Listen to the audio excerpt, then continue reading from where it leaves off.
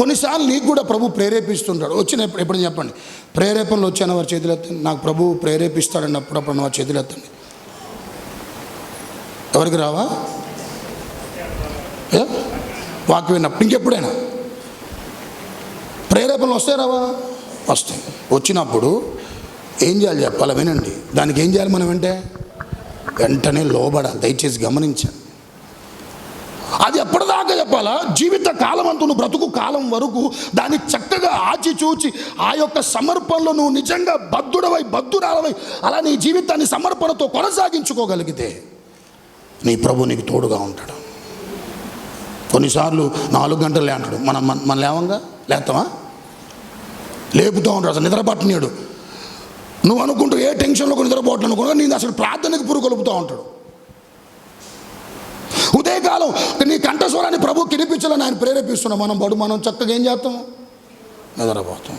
ఆ రోజే నువ్వు ఆ కంఠస్వరాన్ని లోబడి చక్కగా ప్రార్థన చేసుకుంటే ఆ రోజంతా నీకు పరాక్రమశూడుగా దేవునికి తోడుగా ఉంటాడు ఆయన.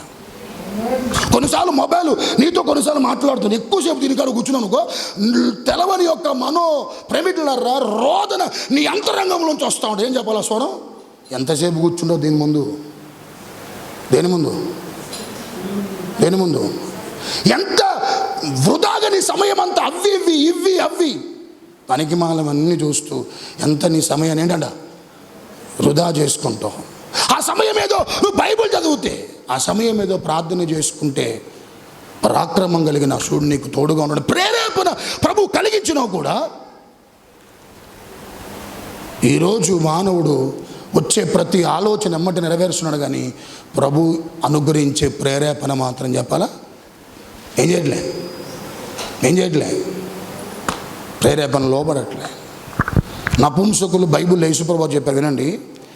3 రకాల నపుంసకులు. 1, తల్లి గర్భము నుంచే నపుంసకులుగా రావటం. 2, మనుషుల చేత నపుంసకులుగా తయారు చేయబడటం. 3, ప్రభు రాజ్యము కొరకు తమ్మును తాము నపుంసకులుగా చేసుకోవటం. ఇప్పుడు ఇర్మియా శరీర అవయవాలన్నీ బాగున్నాయి, exact gender mail gender, complete man, but ఈ స్టిల్ దేవుడు ఏంటంట అట్లా ప్రేరేపిస్తే ఆ ప్రేరేపణ ఏమి చెప్పాలంటే లోబడ్డాడు. లోబడిన కారణాన్ని బట్టే దేవుడు అతనికి ఏంటంట తోడుగా ఉన్నాడు. ఎవరైతే తనను సిగ్గుపరచాలనుకున్నాడు దేవుడు వారి ముందు ఏం చేయాలంట సిగ్గుపరచని. హల్లెలూయా. మా క్రైస్తవ్యం అంటే వినండి, క్రైస్తవ్యం అంటే బ్రతుకు కాలమంతా తను చేసిన తీర్మానాలు జీవిత కాలమంతా ప్రేమికులారా వాటిని నెరవేర్చటానికి, వాటిని ప్రేమికులారా అక్షరాల అవి జీవితాల్లో ప్రేమికులారా అమలు చేసుకోవడానికి ప్రతిరోజు మన దైనందిన జీవితాలంటే సిలువ వేయబడాలంట. పౌలు అంటాడు 1 కొరింథీ 15:13 చెప్పాలా, నేను దినదినం ఏం చేయబడుతున్నా? చెప్పండి, దినదినం ఏం చేయబడుతున్నా? నేను సిలువ వేయబడుతున్నా. తను సిలువ వేసుకుంటున్నాడు. ఎవరిని? దినదినం చనిపోతున్నాను అంటాడు ఆయన. దినదినం ఏంటంటే మనుషుడు ఒక్కసారి చెప్పండి ఏమవుతాడు? చచ్చిపోతాడు. కానీ ప్రతి క్రైస్తవుడు చెప్పాలా, బ్రతుకు కాలం అంతా రోజు ఏం చెప్పాలా? చనిపోతూ ఉండాలి. దేంట్లో చనిపోతుండాలి? దేంట్లో? ఇచ్చిన సమర్పణ నెరవేర్చుటలో, ఇచ్చిన ఆ ఒడంబడికను ఏంటంట నెరవేర్చుటలో, ఇచ్చినటువంటి ప్రేమికులారా ఆ యొక్క నడిపింపునకు నువ్వు నీ జీవితాన్ని దానికి కంకణబద్ధుడివై నెరవేర్చునకు నిన్ను నువ్వు పరిపూర్ణంగా అలా నిన్ను నువ్వు రోజు చంపుకుంటూ ఆ దిశగా నన్ను మనందరినీ కూడా ప్రేమికులారా సమర్పణకు లోబడమని ఇర్మియా భక్తుని ద్వారా మనకు ప్రభు తెలియజేస్తా ఉన్నాడు. హల్లెలూయా. అపవాదేమో టీవీ చూడమంటది, పక్కన వాళ్ళతో ఏం చేయమంటది? చెప్పండి, పక్కన వాళ్ళతో ఏమంటది?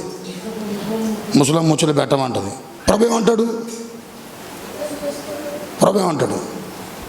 ప్రభు చెప్పే ప్రేరణ చెప్పండి ఒకసారి. నువ్వు మందిరానికి వద్దాం అనుకుంటున్నావా? అది దేవుని ప్రేరణ. మందిరానికి కాకుండా ఇంకేదైనా పనులకు వెళ్దాం అనుకుంటున్నావా? అది దేవుని ప్రేరణ. దేవుడే మందిరానికి రామంటాడు, అదే మందిరానికి. అందుకని ఆల్ నైట్కి క్రైస్తవుడు అంటే ప్రతిరోజు సిలువ వేయబడాలమ్మా. ఏనాడా? ప్రతిరోజు ఎందుకు? నువ్వు ఇచ్చిన సమర్పణ ఏదైతే ఉందో దానికి అంతం వరకు ఏం చేయాలంట? కొనసాగుతూ నడిపించబడ్డ వారికే దేవుడు తోడుగా ఉంటాడు. అప్పుడు నువ్వు ఎప్పుడు ఏ విషయంలో ఏం కావంట? సిగ్గుపడవు. ఏ విషయంలో దేవుని అవమానపరచడు. ఏ విషయంలో దేవుని తల దించుకొనేలా దేవుడు చేయడు. తల ఎత్తుకొనగలిగేలా దేవుడు చేస్తాడు. హల్లెలూయా. రెండవది ఇర్మియా ధైర్యం, ఇర్మియా సమర్పణ. రెండవది ఏంటంటే చెప్పండి, ఇర్మియా ధైర్యం. ఆయన ధైర్యం చూడండి ఒకసారి ఎట్టుంటుందో. 20వ అధ్యాయం 8వ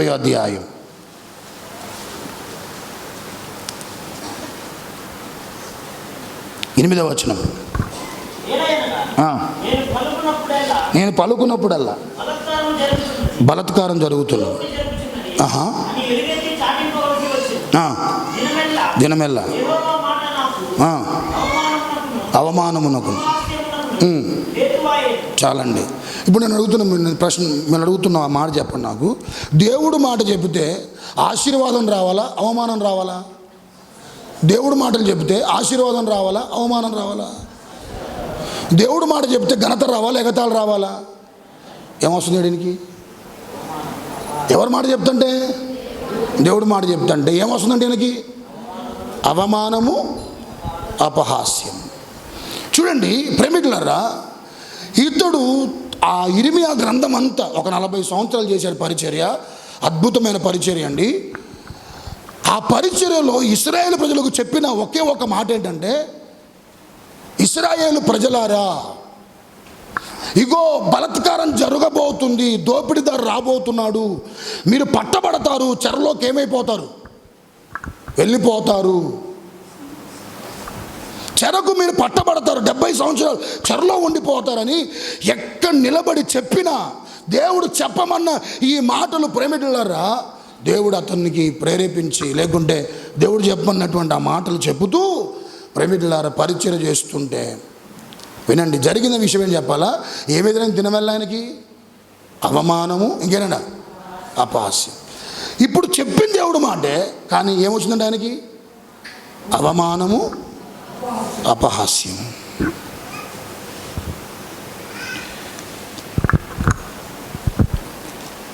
దైవజనుడు మీ ఇంటికి ఒకవేళ వస్తే, నిశ్చయముగా ఈ కుటుంబం దీవించబడును గాక అంటే మీరేమంటారు? గిన్నె నిండి పొంగి పొర్లును గాక ఆర్థికంగా అంటే మీరేమంటారు? ఏమంటారు? ఆమేన్. సర్వ సమృద్ధితో మీ కుటుంబాలు దేవుడు దీవించును గాక అంటే మీరేమంటారు? ఆమేన్ అంటారు. అదే ఈ మాట అంటే ఏ మాట? బలాత్కారముతో నిండి ఉన్నది, దోపిడీదారు దోచుకొని రాబోతున్నాడు అని ఈ మాటలు కనుకంటే, గమనించండి, మీరు ఇష్టపడరా? చెప్పండి, ఇష్టపడరా? చెప్పాలి. ఈరోజు విశ్వాసం చెప్పాలా? దీవించే సేవకులు వెంట పరిగెడుతున్నారు కానీ బతుకులను చక్కదిద్దే సేవకులను చాలా తక్కువ మంది ఏం చేస్తారంటే వెంబడించట్లే, ఇష్టపడట్లే. ఆశీర్వాదం కలుగునుగా కానీ అలా పలికే సేవకులు వెంట చాలామంది ఏంటంట పరిగెడుతున్నారు.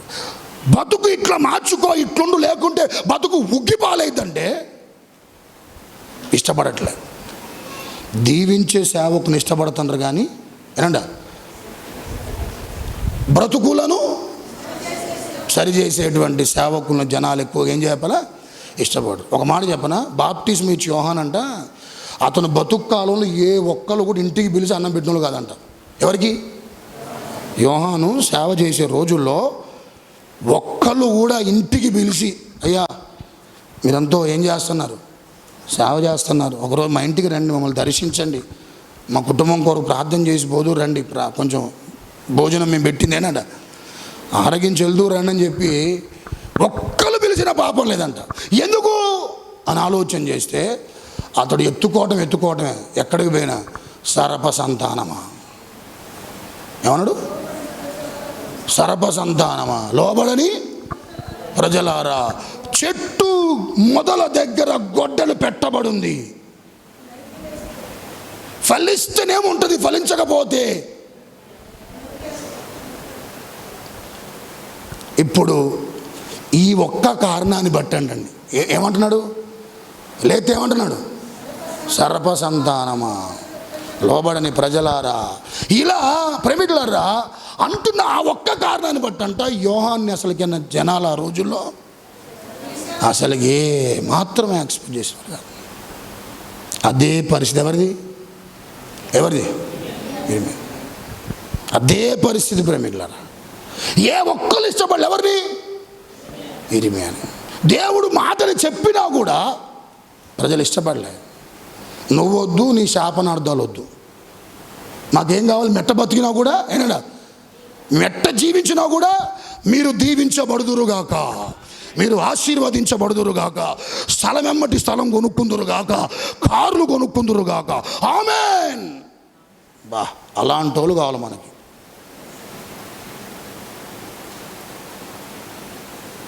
వాస్తవం ప్రెసెంట్ సిచ్యువేషన్ దీవించే సేవకులు ఏం చేస్తుంది చెప్పాలా, ఎక్కువగా ఇష్టపడుతున్నారు. బ్రతుకులు సరిదిద్దే సేవకులు ఏంటంటే ఎక్కువగా ఇష్టపడట్లేదు. కానీ నువ్వు ఇష్టపడాల్సింది ఏమని చెప్పాలా? ఎవరినంట? ఎవరిని ఇష్టపడాలి ఎక్కువ? ఎవరినయ్యా? క్రమపరిచే సేవకులు కోరుకోవాలి. నీ తప్పును, మన తప్పిదాలు, మన బలహీనతలు ఖచ్చితంగా వాక్యం ద్వారా సరిచేస్తున్నప్పుడు దాన్ని సరిదిద్దుకొనగలిగే అలాంటి సేవకులు మనం వెంబడించగలిగితే, అలాంటి బోధలు మనం వింటే కొంత మనం ఆధ్యాత్మికంగా ఏం చెప్పాలా, బాగుపడదు. అలాంటి ప్రేమికులారా జీవితాలు చక్కగా దేవుడి కృపలు వర్ధిల్లుతుంటాయి. ఇప్పుడు ఏం ధైర్యం చెప్పాలా? అందరూ అట్లా అంటుంటే బలత్కారంతో నిండి ఉంది, దోపిడిదారు వస్తున్నాడు, నెబుకద్నెజరు రాబోతున్నారు, పట్టబడబోతున్నారు, మీరు 70 సంవత్సరాలు వెళ్ళిపోతుంది, దయచేసి మీరు మీ బుద్ధి ప్రవర్తన మార్చుకోండి. ఏ ఒక్కరు వెళ్ళే ప్రేమికులారా ఇంకా చెప్పాలా? చెవిటోడు ముందు శంఖం వదినట్టు అయిపోయింది. ఎవరి మాటలు? ఆ మాటలు ఆయనయా దేవుడియా? చెప్పండి, ఎవరి మాటలు అవి? దేవుడి మాటలు. కానీ ఎవ్వరు వినలే. ఇప్పుడు అతని మనసులో వచ్చి ఉండొచ్చు, అయ్యా మరి ఇంతమంది నాకు ఏంటంట, అందరు నాకేమైపోయారు, అందరు యాంటీ అయిపోయారు ప్రభా, మరి భూమి మీద బతికినంత కాలమైనా తోటి మనుషుడి యొక్క సాయం కావాలి కదా. ఎవరికైనా భూమి మీద బతుకున్నప్పుడు ఎవరిదో ఒకళ్ళ సాయం ఖచ్చితంగా అవసరం ఉంటుంది కదా. మరి నేను ఇట్లా ప్రకటిస్తున్న కారణాన్ని బట్టి నన్ను అందరూ వ్యతిరేకించారయ్యా, నన్ను ఎవ్వరు ఇష్టపడట్లే. రాజు కానీ, అధికారులు కానీ, అక్కడ చిన్నోళ్ళు కానీ, పెద్దోళ్ళు కానీ, అసలు ఏ ఒక్కరు కూడా ఏంటంట ఇష్టపడలే. రేపు పొద్దున్న నాకు ఆపద వస్తే పరిస్థితి ఏంటని భయపడ్డా అండి? చెప్పండి, భయపడలే. ఏం చేసింది చెప్పాలి, గమనించండి. ఎవరెటు పోతే నాకెందుకు, దేవుడు చెప్పమన్నాడు, చెప్తున్నా. వారు వింటే విన్ని, లేకపోతే లేదు. నేను చెప్పాల్సిందే. దేవుడు నాకేం చేశాడు, చెప్పమని చెప్పాడు. నాకు అందరూ వ్యతిరేకంగా మారుతారు, రేపొద్దున ఆపద వస్తే నన్ను ఎవరు ఆదుకోరు అన్న భయం లేకుండా ఇర్మియా ధైర్యం చెప్పాలా? ఎవరు విడిచిపెట్టిన ఏం కాదు, ఒక్కడు చాలు నాతో ఉంటే. ఎవరు? బా, అందరు గట్టిగా చెప్పలు కొడలు ఒకసారి. ఆ ఒక్కడు, ఏ ఒక్కడు పరాక్రమంగా శురు, ఆ ఒక్కడు నాతో ఉంటే నన్ను అబాసపాలు చేద్దాం అనుకున్న వాళ్ళందరూ కూడా నవ్వుల పాలు చేస్తారు. దేవుడు నన్ను తల దించుకొని ఇలా చేద్దాం అనుకున్న వారికి నిత్య అవమానమును కలుగ చేస్తాడు. నాతో ఉంది ఎవరు? పరాక్రమం గల శూరుడు. తల పైకెత్తాలి ప్రేమికులారా. ఇదే సందర్భం. ఏ సందర్భం? యేసు ప్రభు కూడా ఇలాంటి పరిస్థితులు ఉండే ప్రేమికులారా వెళ్తూ వచ్చాడు. చూడండి ఆ మాట, 1 పేతురు 2వ అధ్యాయం, 1 పేతురు 2వ అధ్యాయం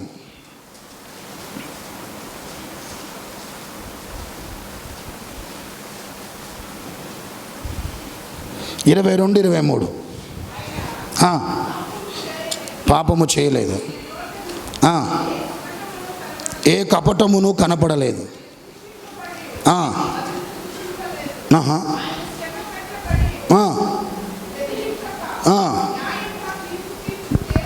న్యాయముగా తీర్పు తీర్చు దేవునికి తన్ను తాను ఏం చేసుకున్నాడంట, అప్పగించుకున్నాడు. చాలండి.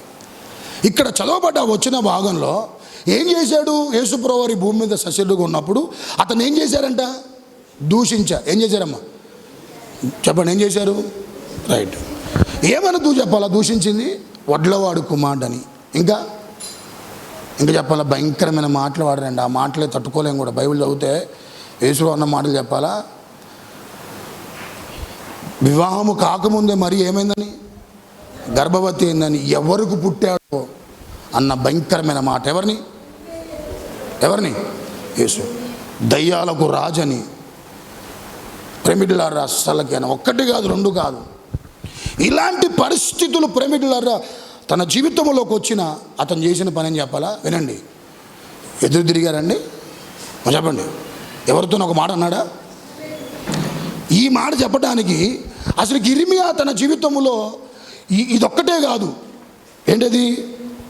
మీరు బలాత్కారుల చేత అప్పగించబడతారు, దోపిడీదారుల చేత మీరు దోచుకోబడతారన్న మాటే కాకుండా, మీరు ఇంటికి వెళ్ళాక ఇర్మియా గ్రంథం 19వ అధ్యాయం 2, 3, 4 వచనాలు ఒక మంచి మాట ఉంటుంది. ఏం చెప్పాలా? అక్కడ ఇశ్రాయేలు ప్రజలందరూ కూడా ఒక లోయలో మలేకు అనే దేవత కంటే చిన్నపిల్లలందరూ కూడా బలర్పిస్తూ ఉంటారు. అర్పిస్తూ ఉంటే ఇప్పుడు ఇర్మియా వెళ్ళి చెప్పే మాట ఏం చెప్పాలా? అది చేయకూడదు, అది దేవుడి దృష్టిలో ఏంటంటే నేరం. చిన్నపిల్లల్ని చంపటం, చిన్నపిల్లలని ప్రేమికులారా బలర్పించడం అది సరైంది కాదు అని ఇర్మియా చెప్పినటువంటి ఆ కారణాన్ని బట్టి ఇర్మియా ప్రేమికులారా వారి జీవితాల్లో ఆ మాటలు కూడా వాళ్ళు ఏం చేయాలని చెప్పాలా? ఏంటంటే ఇర్మియా మాటలు ఏం చేయాలంటే లక్ష్య పెట్టలే, ఏ మాత్రం లక్ష్య పెట్టలే. ఆ రోజు ఇర్మియా పరిషత్తు ఉందో ఈరోజు అంతే సమానంగా, అంతే ప్రేమికులారా బరాబరుగా నేటి క్రైస్తవ లోకంలో, ప్రస్తుతం లోకంలో ఎదుర్కొన్న ఇబ్బందులు చెప్పాలా? సత్యం చెబుతుంటే మనుషులు ఏం చేయట్లే?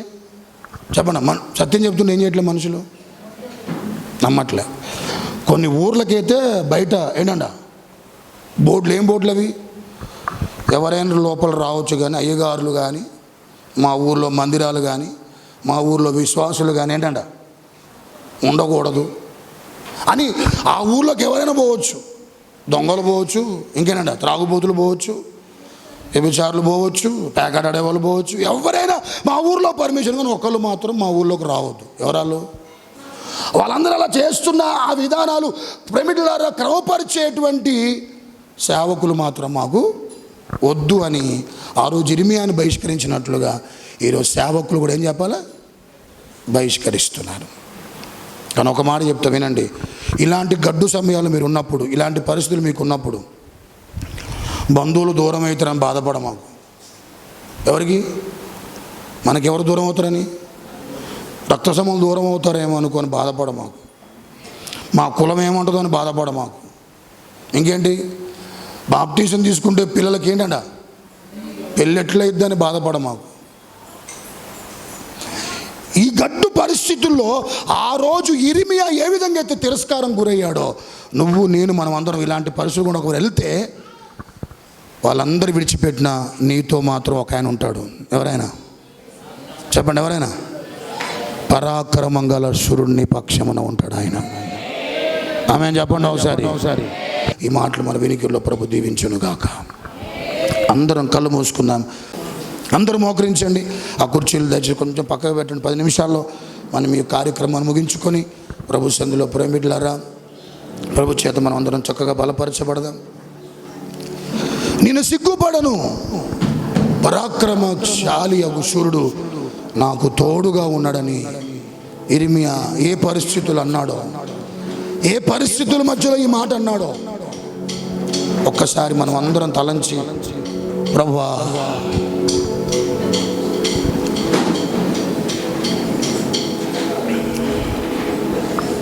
నన్ను పడగొట్టాలని చాలామంది చూశారు, కానీ వారే పడిపోయారయ్యా.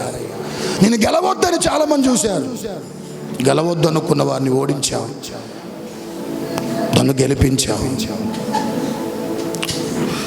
సిగ్గుపడతామని చాలామంది చూశారు, కానీ వారే సిగ్గుపడేలా చేశావు. నన్ను సిగ్గు నొందకుండా చేశావు. అవమానపరుద్దామని చూశారు చాలామంది, వాళ్ళే అవమానపరచబడ్డారు, నన్ను అవమానపరచలేదయ్యా. ఎందుకు ఇర్మియా ఇలాంటి అనుభూతులు తన దైనందిన జీవితాల్లో కలిగి ఉన్నాడు తెలుసా? ఒకటే పరాక్రమం కలిగిన శూరుడు తన తోడుగా ఉన్నాడు. ఆ ఒక్కడున్నాడు కాబట్టి అందరం ప్రార్థనలో ఉన్నాను. ఒక్కసారి ప్రభు సన్నిధిలో ఈ 5 అనుభవాలు ప్రభువా, మాట ఇవ్వటం చాలా తేలికయ్యా, కానీ ఆ మాట బ్రతుకు కాలం అంతా కట్టుబడి ఉండటం చాలా కష్టం నాయన. సమర్పించుకోవటం ఈజీనయ్యా, కానీ ఆ సమర్పణ తగిన జీవితం బ్రతుకాలం అంతా బ్రతకటం చాలా కష్టమయ్యా. నీకు మాట ఇవ్వటం చాలా సులువే, నా మాటకు తగినట్లుగా జీవించడం చాలా కష్టం.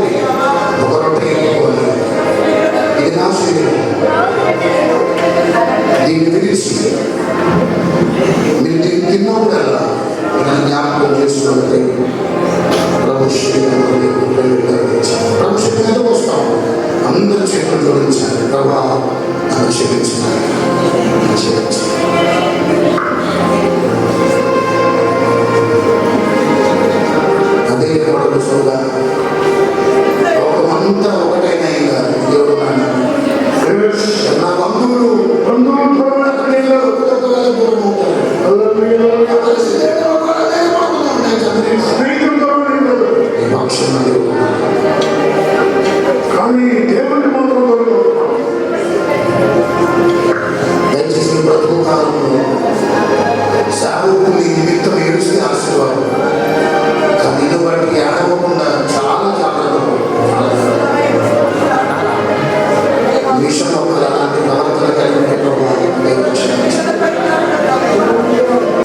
మా తీర్మానం చివరి వరకు స్థిరపరచమని, ఇంకా రక్షణ లేని వారు చాలామంది అందరూ రక్షణ మారు మనసు అనుగ్రహించమని, రక్షించబడ్డ మీ రక్షణార్థం జీవించే కృప మా అందరికీ ఇమ్మని యేసు నామములో వేడుకుంటున్నాను తండ్రి.